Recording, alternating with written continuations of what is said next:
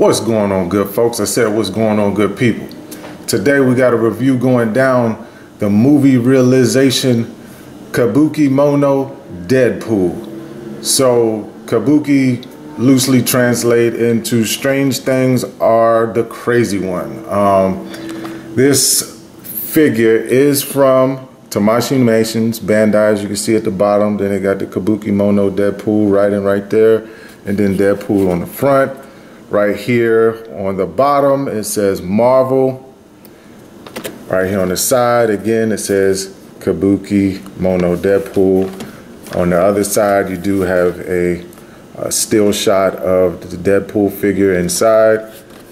Also in the back you do have, you know, the weapons that he come with.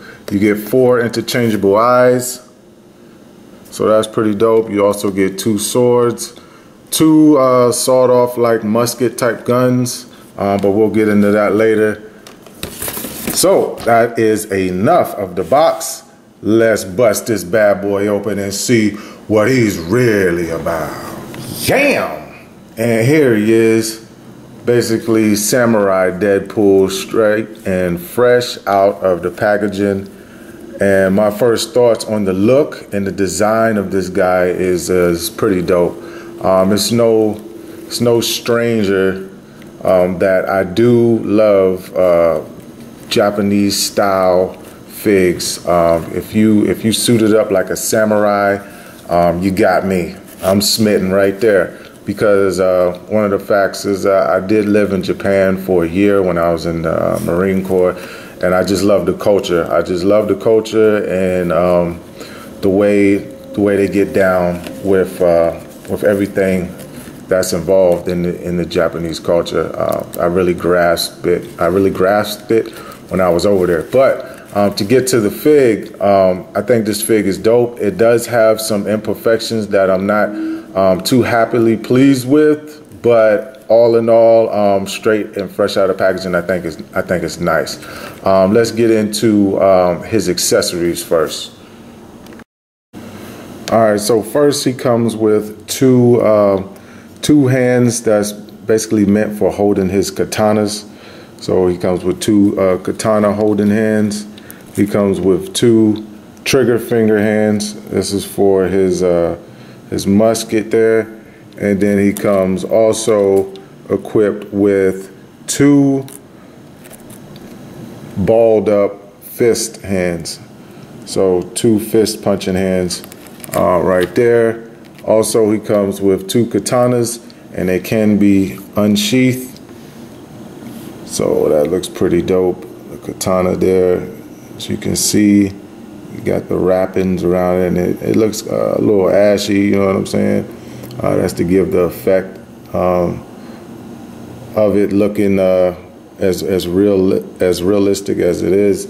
The blade is not stiff. It is a little bit bendable, but don't get too crazy with it because it will snap. I can tell just by the way I was just flexing it.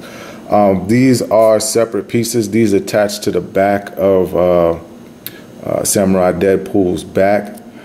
I'll show a little bit of that later. But I like the way they did that. And the muskets are done really nice. I like the weathering they got there on that gun metal there, right there at the front of the barrel. Then you got the trigger. It's done really nice. I mean, the way they did the wood looks really official. It looks like really real wood, but it's not. All of it is pretty much plastic. But he also comes with 4 interchangeable eyes, so let's get into that.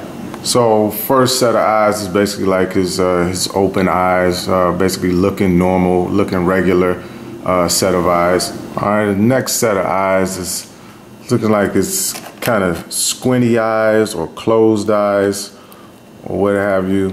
Now on mine here, one eye looks a little bit more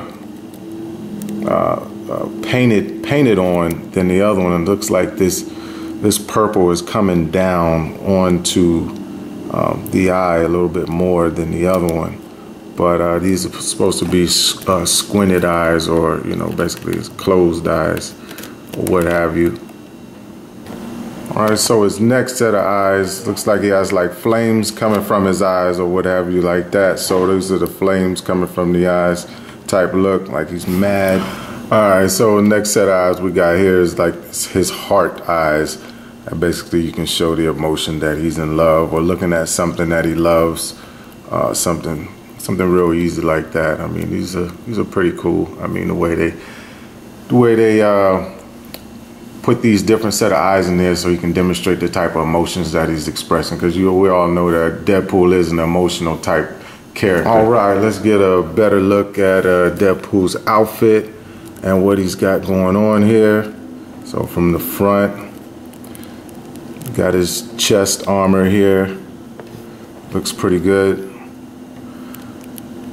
Even though this is not real cloth or type material, it is given the effect and the wash that it is some type of string or what have you. I think that looks pretty good. Definitely the shoulder armor looks really nice. I like how they did that.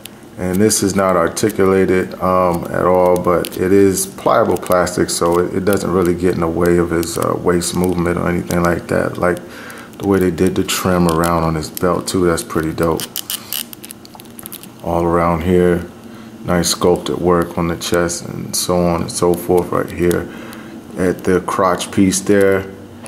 And then definitely the pants is giving the look, or the trousers giving a look that it's cloth material as well, but it definitely is like hard plastic. So also digging the shin guards, that's looking nice. Got the wash up in there, that's looking really good. You know, the detail work there, and the Waraji sandals is looking pretty decent too. I like that. Yeah, it's looking pretty nice. In the back, also no peg holes, just flat there at the bottom. Then the back looking pretty nice too as well. You got over here, you can see the back side of that knee, and the guns here on the side. That's looking good, nice and textured here, right here too as well. It's really nice right here.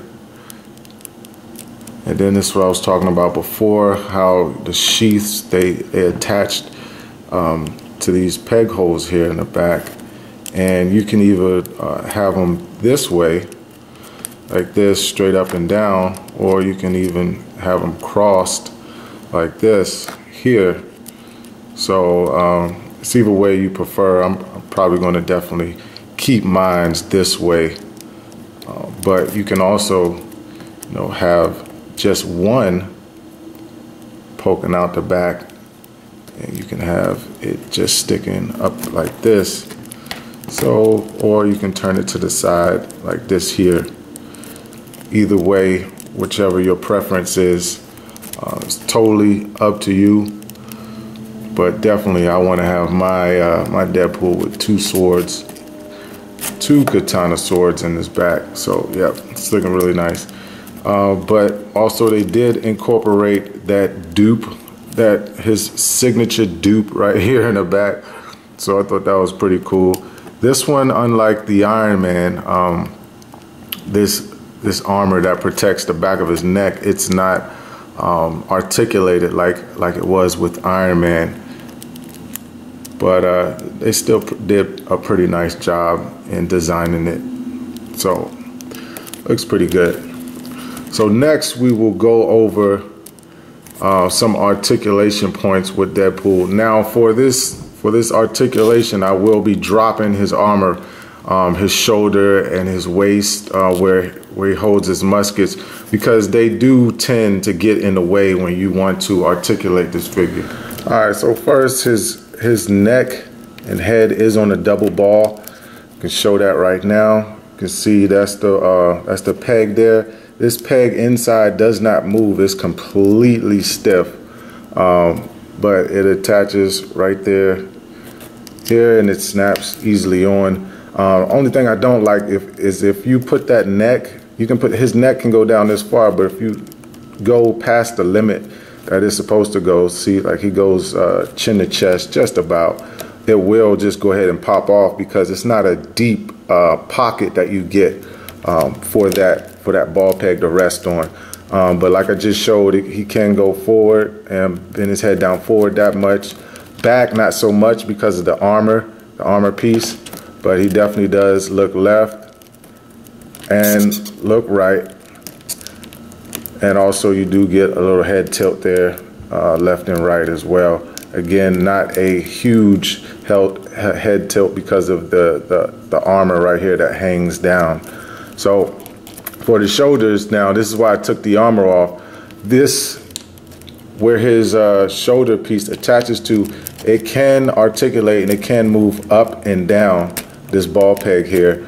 But I would suggest if you articulate this Deadpool that you definitely take his armor off, and then you can easily just snap the armor on. I'll show at the end of this articulation demonstration how I articulate him in a position, and then I will just go ahead and put his armor on.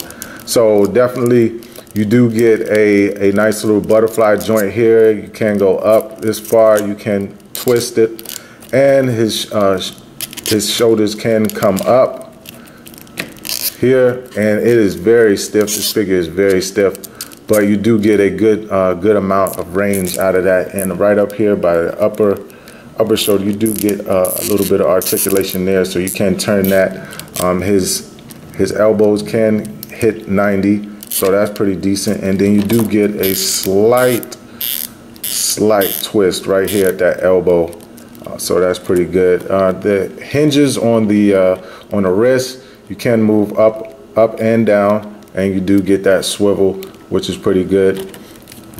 Also in the inside right here of his waist, you do have a nice rotation right there in that midsection, so you can turn him to the left pretty good, and also to the right.